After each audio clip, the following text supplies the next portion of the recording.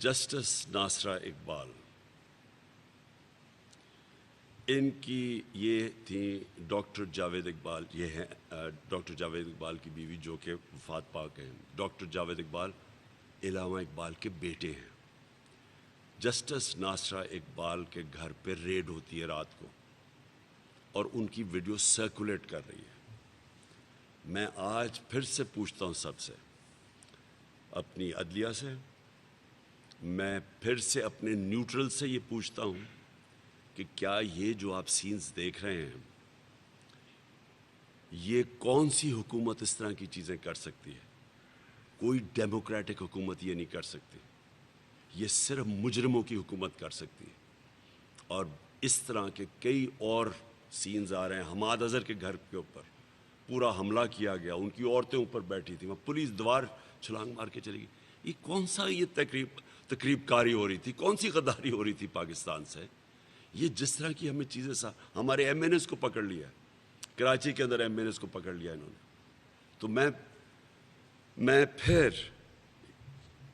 اب آخر میں اپنی قوم کو ایڈریس کرتا ہوں۔ دیکھیں، میں انشاءاللہ کل پختونخوا سے پورا اور پاکستان کی تاریخ کا سب سے بڑا جلوس نکل رہا ہوں اسلام آباد کی طرف۔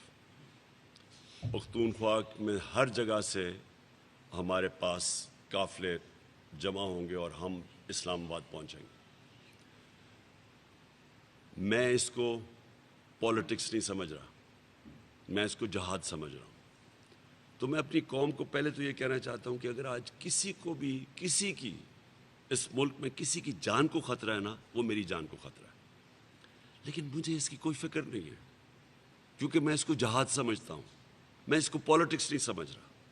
میں سمجھتا ہوں کہ ان چوروں کی جو امریکہ لے کے آیا، یہ چور صرف اس لیے کہ یہ ساری چیزیں ان کی مانیں گے، یہ ان کے غلام ہیں، ان کے لیڈرز کے پیسے باہر پڑے ہوئے ہیں۔ جس طرح 10 سال میں جو 400 ڈرون اٹیکس ہوئے ان دونوں کے دوران، شریف کے اور زرداری کے 400 ڈرون اٹیکس ہوئے، ایک دفعہ ان کے منہ سے ایک لفظ نہیں نکلا، کیونکہ ان کو خوف تھا کہ کچھ بولیں گے تو ان کے پیسے پکڑیں گے۔ جس طرح آج روسیوں کے پیسے پکڑ رہے ہیں مغرب کے اندر، جو ان کے آف شور اکاؤنٹس، ان کی پراپرٹیز پڑی ہیں۔ یہ لوگ چوروں کی کیبنٹ 60% بیل پہ، باقیوں کو بھی تفتیش ہو تو باقیوں کو بھی پتہ چل جائے گا کہ ان کے اوپر کیا کیسز ہیں۔ ان کے لیڈرز جن کے پیسے باہر پڑے ہیں، امریکی ان کو لے کے آئے ہیں ایک سازش کے تحت، اور اس کے بعد اگر یہ سمجھتے ہیں کہ میں ان مجرموں کو مان لوں گا، میں سمجھتا ہوں موت اس سے بہتر ہے، ان کی غلامی سے موت بہتر ہے۔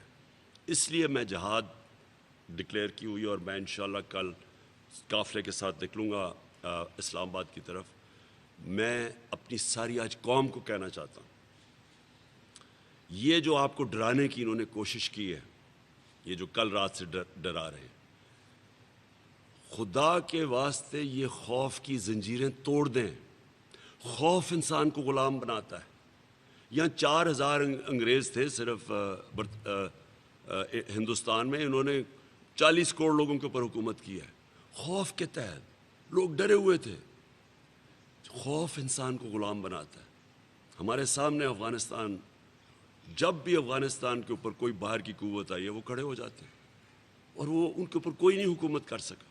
سپر پاورز کو وہ شکست دے چکے ہیں، ہار نہیں مانتے وہ، کیونکہ انہوں نے خوف کے اوپر قابو پایا ہوا ہے۔